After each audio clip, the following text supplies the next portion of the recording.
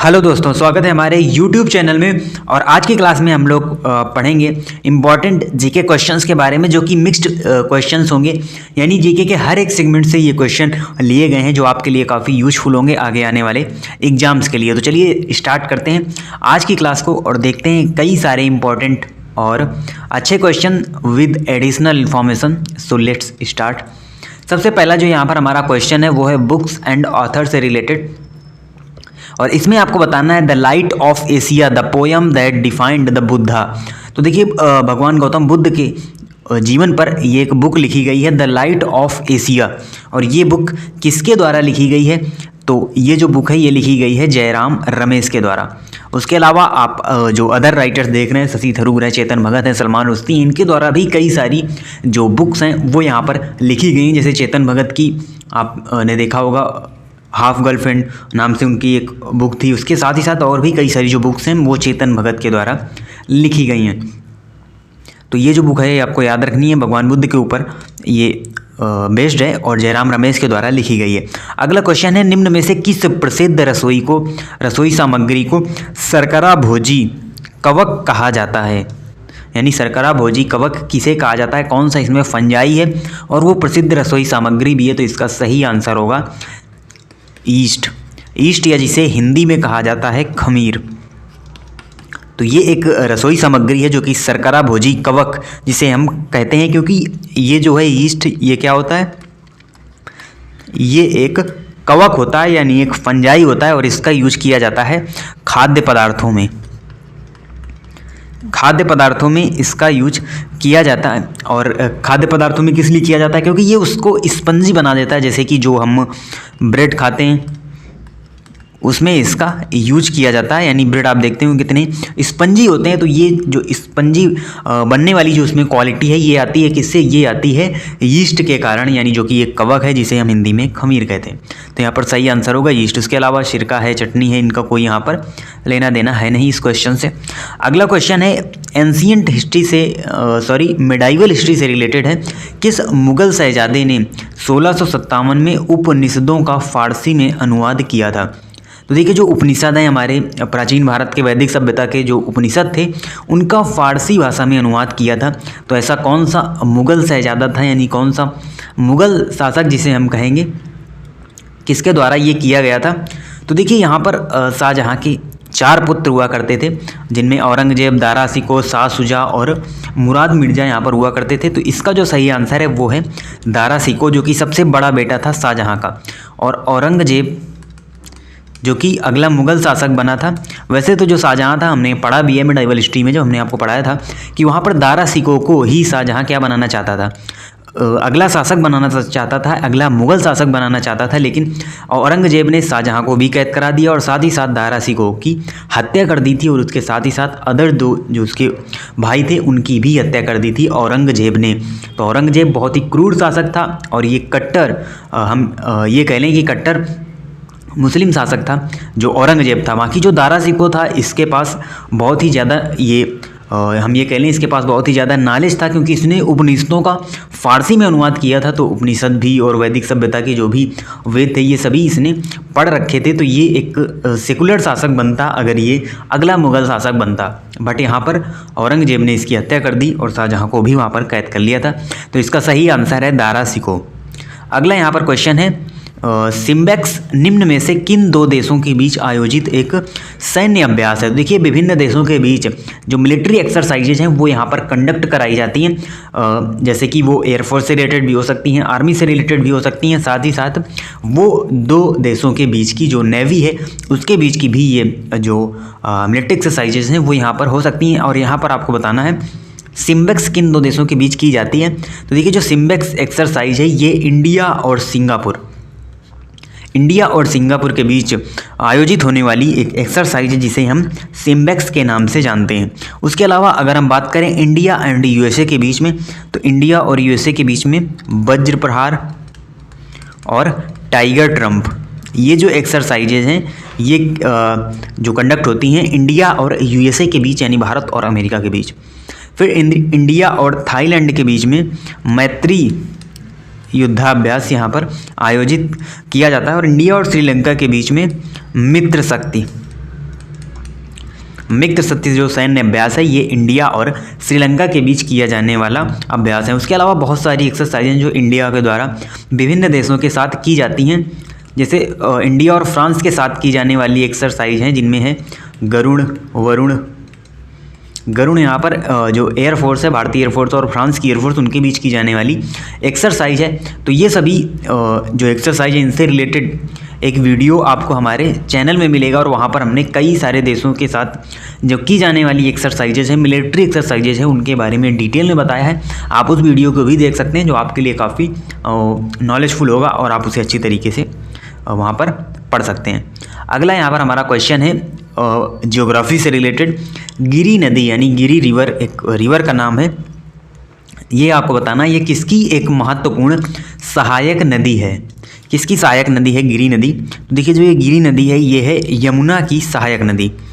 और अगर हम आपसे ये पूछें कि यमुना किसकी सहायक नदी है तो ये है गंगा की सहायक नदी, जो कि प्रयागराज में यमुना गंगा से मिल जाती है। और यमुना का जो उद्गम होता है वो यमुनोत्री से होता है और गंगा का उद्गम गंगोत्री से होता है। और ब्रह्मपुत्र के बारे में आगे हम एक और क्वेश्चन पढ़ने वाले हैं ज्योग्राफी से रिलेटेड कि ब्रह्मपुत्र का जो उद्गम स्थान है वो कहाँ से, वो हम आगे आपको बताएंगे।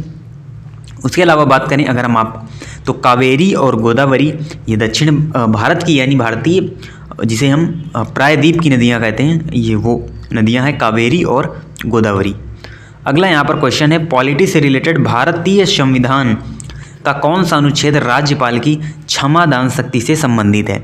तो देखिए हमारे संविधान में प्रावधान किया गया है कि जो राष्ट्रपति है या जो राज्यपाल है वो किसी भी व्यक्ति के जो अपराध है उसको क्षमा कर सकता है, क्षमादान की शक्ति उसके पास होती है। यहाँ तक कि जो राष्ट्रपति है वो मृत्युदंड को भी टाल सकता है, लेकिन राज्यपाल के पास ये शक्ति नहीं होती। यानी वो किसी भी जिस व्यक्ति को मृत्युदंड की सज़ा दी गई है वो उसको टाल नहीं सकता, राज्यपाल उसे टाल नहीं सकता। बाकी कुछ जो क्षमादान की शक्तियाँ होती हैं वो राज्यपाल के पास भी होती हैं। और इसकी जो यानी हम ये कह लें इसका जो वर्णन है वो कहाँ पर किया गया है, तो इसका वर्णन किया गया है अनुच्छेद 161 में।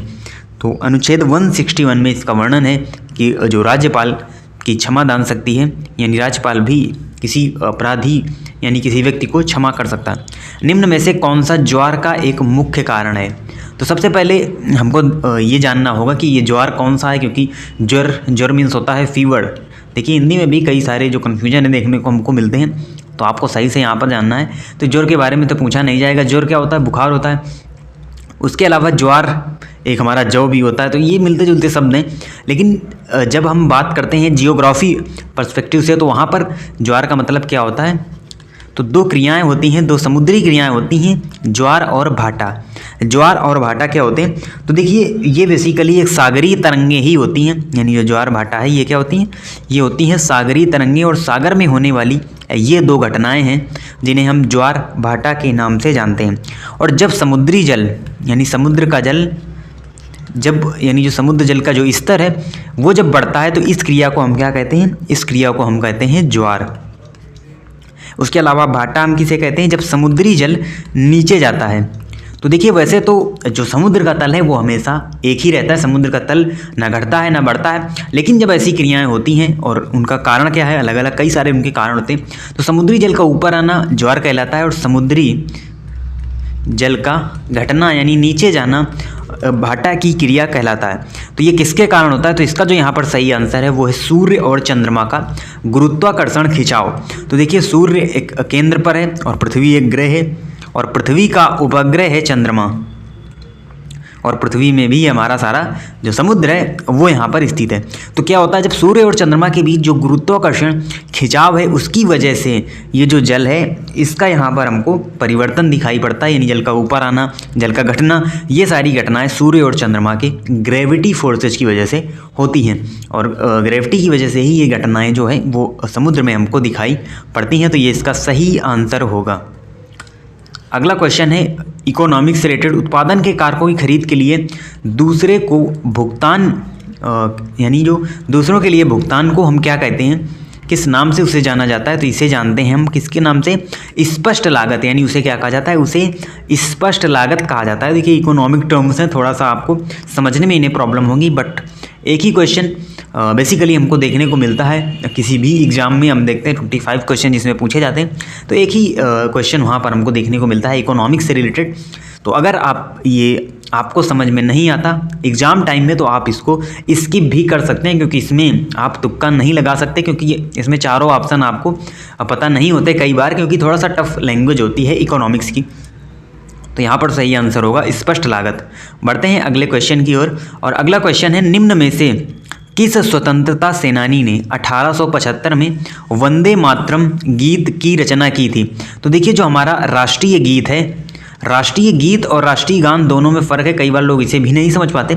तो देखिए, राष्ट्रीय गान और राष्ट्रीय गीत, तो हमारा राष्ट्रीय गीत क्या है? हमारा राष्ट्रीय गीत है वंदे मातरम, सुजलाम सुफलाम वाला जो है वो हमारा क्या है? वो हमारा राष्ट्रीय गीत है। और राष्ट्रीय गान कौन सा है हमारा? राष्ट्रीय गान है हमारा जन गण मन।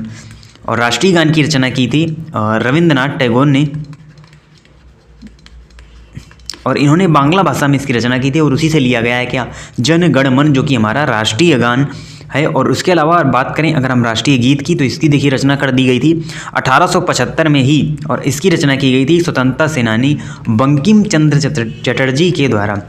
तो यहाँ पर तो चारों स्वतंत्रता सेनानी ही हैं, लेकिन बंकिम चंद्र चटर्जी के द्वारा ही यहाँ पर वंदे मातरम जो राष्ट्रीय गीत है हमारा, उसकी रचना की गई थी। और आर्यन टैगोर, हमने आपको बताया, इन्होंने भारत के राष्ट्रीय गान की रचना की थी। और भगत सिंह की अगर हम बात करें, तो देखिए भगत सिंह एक स्वतंत्रता सेनानी रहे, बिपिन चंद्रपाल भी स्वतंत्रता सेनानी रहे। तो यहाँ पर इसका जो सही आंसर है वो होगा बंकिम चंद्र चटर्जी।